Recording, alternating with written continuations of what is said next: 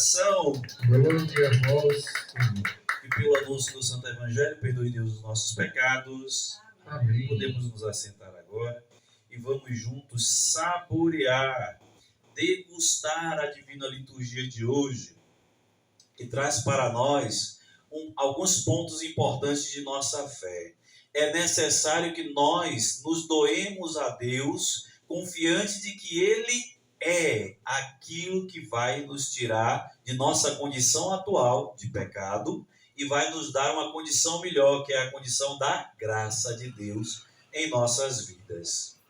Pois muito bem, começando aqui pela segunda leitura, que é a leitura da carta de São Paulo aos Efésios. Veja que maravilha, Paulo vai dizer aos Efésios: eu, prisioneiro no Senhor, vos exorto a caminhardes de acordo com a vocação que recebestes. Ou seja, cada um, quando foi chamado por Deus, tinha uma vocação. O que é vocação? Chamado, habilidade, talento, aquilo que Deus me deu para que eu possa trabalhar no meio da comunidade. Ademar Costa Filho tem um talento maravilhoso, que é não somente cantar, mas encantar com a sua música, com o seu ministério.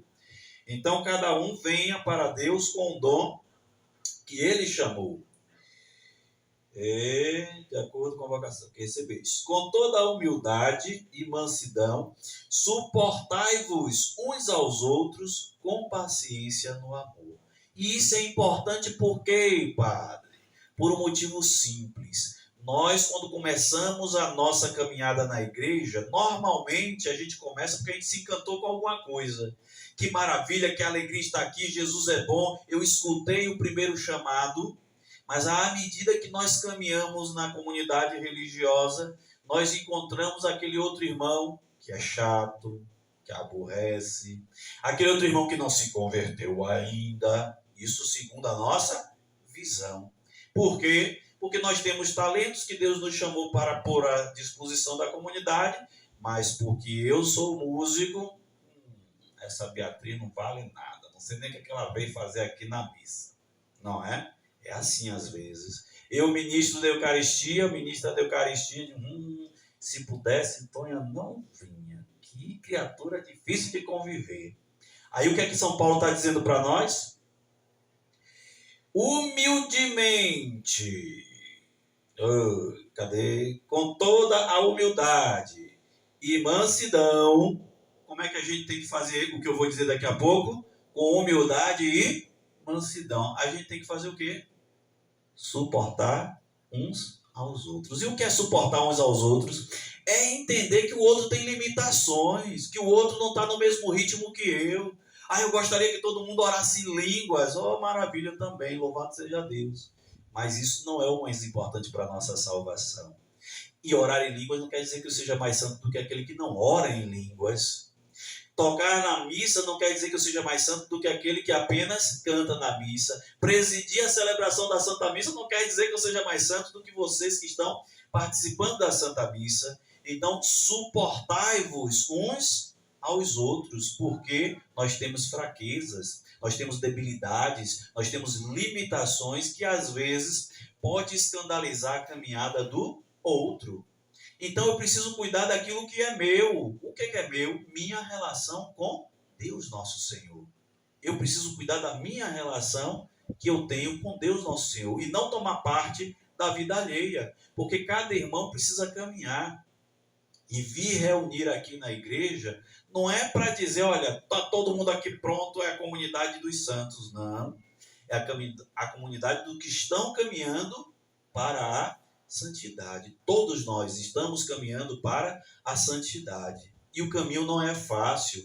Nosso Senhor Jesus Cristo já disse, estreito é o caminho que leva para a salvação, mas largo e confortável é o caminho que leva à perdição. E infelizmente muitos se enveredam por este caminho. Mas nós precisamos estar atentos, porque São Paulo não disse que a gente ia viver todo mundo de bem, que a gente ia concordar sempre com tudo, mas pediu que de maneira humilde e solícita nós nos suportemos uns aos outros no amor. E é por isso que eu viro e mexo e estou desmistificando a palavra amor. Amor não tem nada a ver com romantismo. Amor não tem nada a ver com apenas homem e mulher. Amor tem a ver com responsabilidade. Eu assumo a responsabilidade diante daquele que eu amo, eu cuido, eu me interesso por doar a minha própria vida, se necessário for, para aquelas pessoas a quem eu amo. Isto é amor. E é neste amor que São Paulo está dizendo que nós precisamos suportar uns aos outros. Aplicai-vos a guardar a unidade do Espírito pelo vínculo da paz. Precisamos buscar esta paz. Há um só corpo e um só Espírito. Ou seja, que tristeza é quando a gente vê tantas divisões na dita igreja de Jesus. Jesus nos ensinou a ser igreja. E é amigo dele quem faz a vontade dele. Logo, vai ser igreja quem está mais próximo da vontade de Deus. E se há um só corpo e um só Espírito, como também há uma só esperança, a qual nós todos fomos chamados. Há um só Senhor, uma só fé, um só batismo e um só Deus, que é Pai de todos, que reina sobre todos e age por meio de todos e permanece em nós. Ou seja, Deus não está dividido. E se Deus não está dividido, não existe 2, 3, 4 igrejas de Jesus. A pregação do cidadão que diz a igreja de Jesus é aquela que eu participo, é uma pregação equivocada. Por quê? Se eu sou pastor de uma igreja, padre de uma denominação religiosa e digo, aqui onde eu estou é a verdadeira igreja de Cristo, então Jesus Cristo está bêbado ainda das bodas de Caná, afinal de contas ele fez o melhor vinho. Nosso Senhor Jesus Cristo deu uma passadinha lá de novo, porque Jesus Cristo não conhece o limite do tempo, voltou no tempo, foi nas bodas de Canaã, tomou todas, tem lá 6 barris, com mais ou menos 100 litros cada um. Jesus foi lá, pegou um dos barris, tomou todo, ficou tonto, e agora disse, tem várias igrejas. Foi isso que aconteceu? De forma alguma. Há um só Senhor, um só batismo, uma só fé, um só Deus, logo só pode existir uma só igreja. E essa igreja subsiste nas instituições religiosas, é o que as pessoas não entendem. A igreja de Cristo não é a igreja X ou Y. A igreja de Cristo é o rebanho que faz a vontade de Deus. E não há nada de novo debaixo do sol. Tudo é repetição. A gente ouviu o Evangelho falar sobre o milagre da multiplicação dos pães, mas também ouvimos na primeira leitura um homem que vai até o profeta Eliseu e traz para ele as primícias daquilo que ele fez, da farinha, ele fez pães, e tinha ali 20 pães fresquinhos, do melhor trigo que foi colhido, ou seja, ele reservou o melhor para doar a Deus. Mas este homem ainda não compreendia no seu coração a graça maravilhosa da partilha e da obediência em Deus. Ele vai e entrega para o profeta Eliseu, mas faz a constatação, a mesma que Filipe e André fazem. Eliseu, meu querido, só tem 20 pães de cevada. Não vai dar para 100 pessoas. Mesmo que eu parta e reparta, não vai dar para 100 pessoas. O que é que o profeta Eliseu diz? Vai e entrega, porque o Senhor Deus diz, vai dar e vai sobrar. As pessoas vão comer e vão se saciar, porque tudo que vem da parte de Deus vem com fartura. Deus não é o Deus da miséria, Deus não é o Deus do pouco, Deus é o Deus da abundância. Como o Senhor se atreve a dizer isso? Lastrado em quê? Foi nosso Senhor Jesus Cristo quem disse. Eu vim para que todos tenham vida e tenham vida em abundância, em plenitude, em fartura. E essa vida em abundância, plenitude e fartura, ela começa com o nosso mundo espiritual. Porque também já disse aqui que não existe uma guerra entre o mundo espiritual e o mundo social. Não existe uma separação entre a minha ação de ajuda e solidariedade para o povo, sendo dentro da igreja, e essa mesma ajuda sendo fora da igreja. Ou seja, a minha visão social da vida, ela é uma visão espiritual. E é assim que deve ser. Ou seja, eu sou solidário com meu irmão, mas eu sou solidário com ele por quê? porque eu amo a Deus sobre todas as coisas e ao próximo como a mim mesmo. Porque foi assim que nosso Senhor Jesus Cristo nos ensinou a ser e a vivenciar a nossa fé. Então, quando o profeta Eliseu ordena que seja distribuído, aí o pão sobra.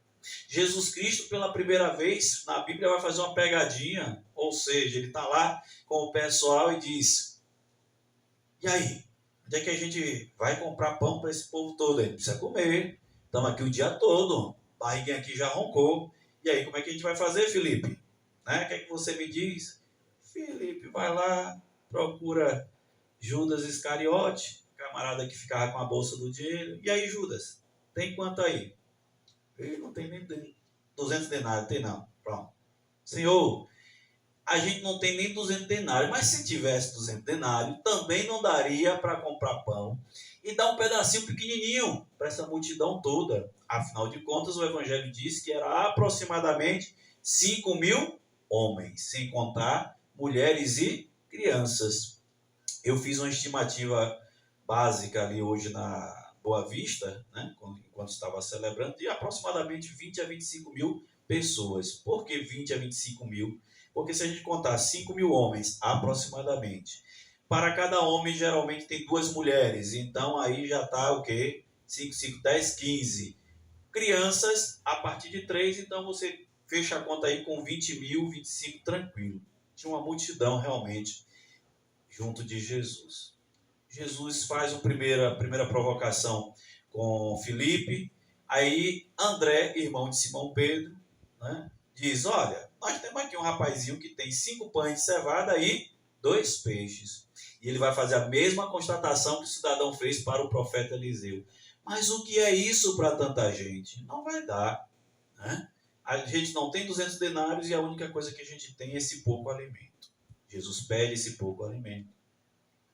Rende graças a Deus, abençoa e distribui. E aí o milagre acontece. Todos comem e comem com fartura. E somente os discípulos param de fornecer pão e peixe depois que todos comeram com fartura. Todos estavam saciados. E esse evangelho é o início do discurso eucarístico. Eu batizei de discurso eucarístico, que é o capítulo 6 do Evangelho de São João, onde Jesus vai no desenvolvimento do Evangelho dizer que ele é o pão da vida, que desceu do céu, que não come do meu corpo, da minha carne, não bebe do meu sangue, não terá a vida eterna. Mas o discurso eucarístico começa com este milagre. Pois muito bem. Eles comem, ficam saciados. E aí vem um detalhe. Recolheram 12 cestos cheios de pães que sobrou.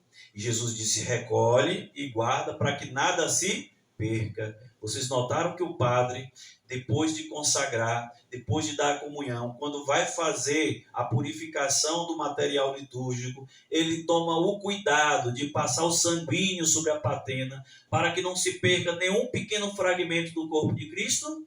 É a mesma coisa, estes pães. Eles são abençoados por Deus e por isso sobrou e não devem ser perdidos. Outra coisa que eu quero destacar para vocês é: aquele cesto que sobrou, aquele 1 cesto de pão, foi para os discípulos.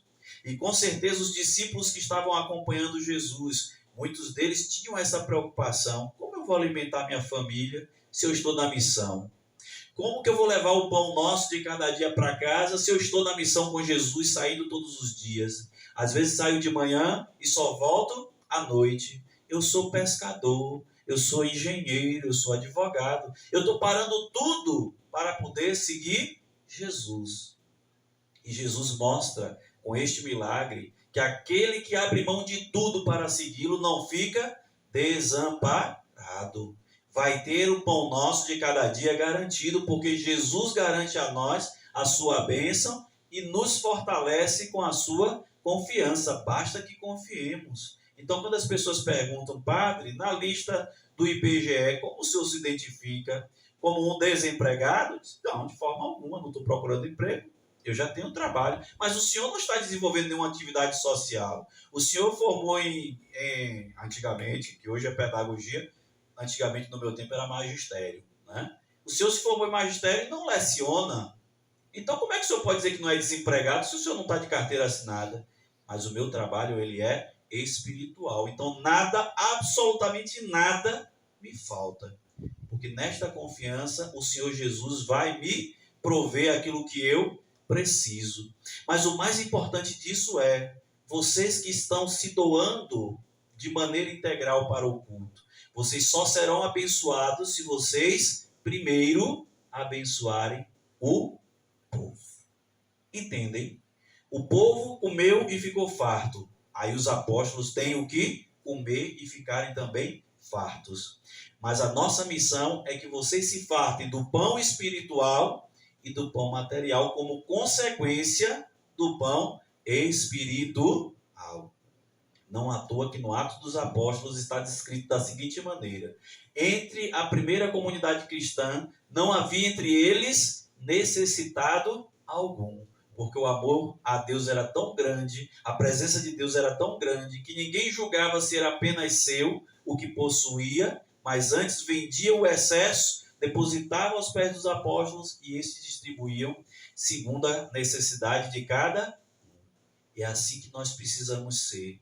Entender que essa espiritualidade nossa precisa ir para além da nossa missa, da nossa divina liturgia.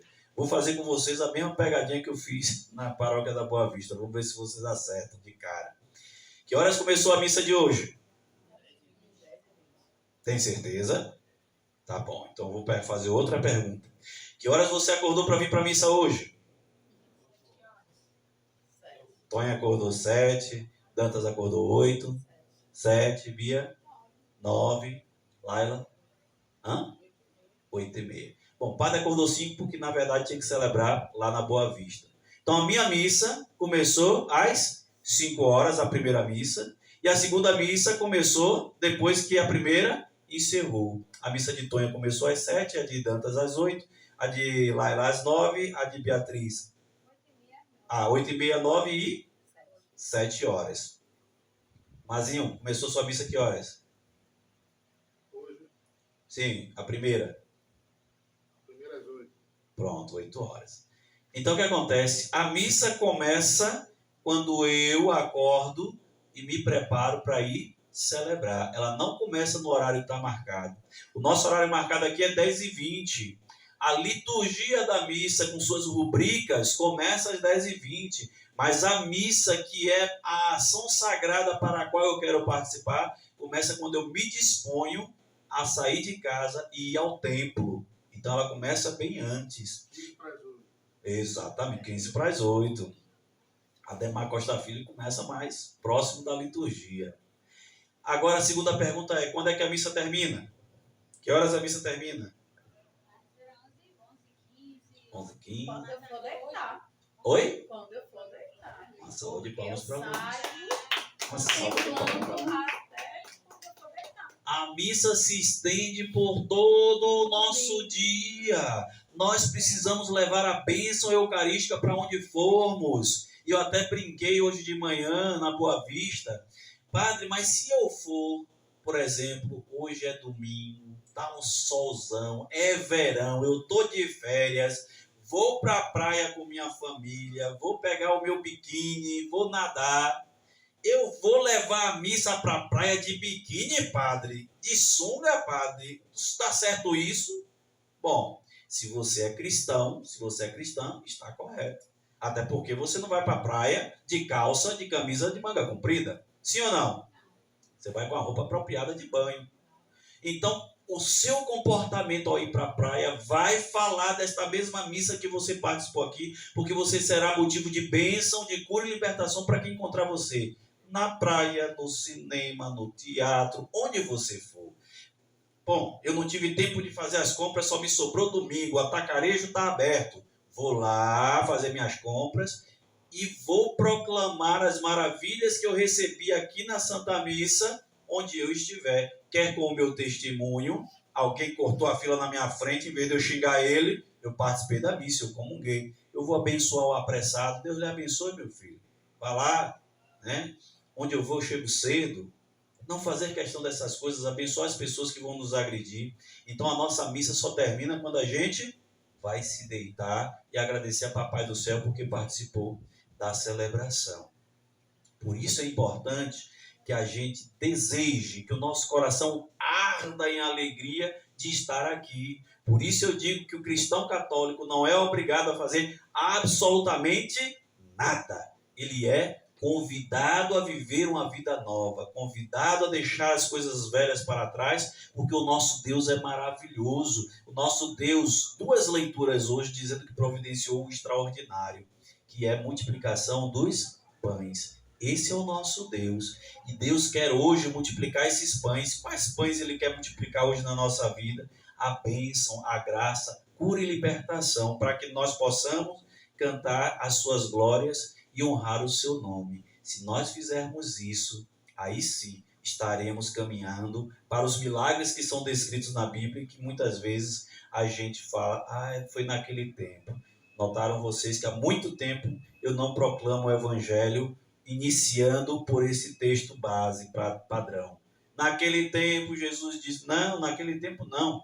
Disse o que disse quando estava com os discípulos, mas está dizendo para nós hoje. Então a leitura foi para mim. Jesus disse, olha Beatriz, Laila, Dantas, Antônia, Lourdes, Ademar Costa Filho, prestem atenção, porque eu hoje quero multiplicar a bênção na sua casa, eu hoje quero multiplicar o que você precisa, eu hoje quero tirar a doença, eu hoje quero tirar toda sorte de perdição da sua casa, da sua vida, começando pela sua vida espiritual, para que se desemboque na sua vida material. Quero fazer isso hoje por você.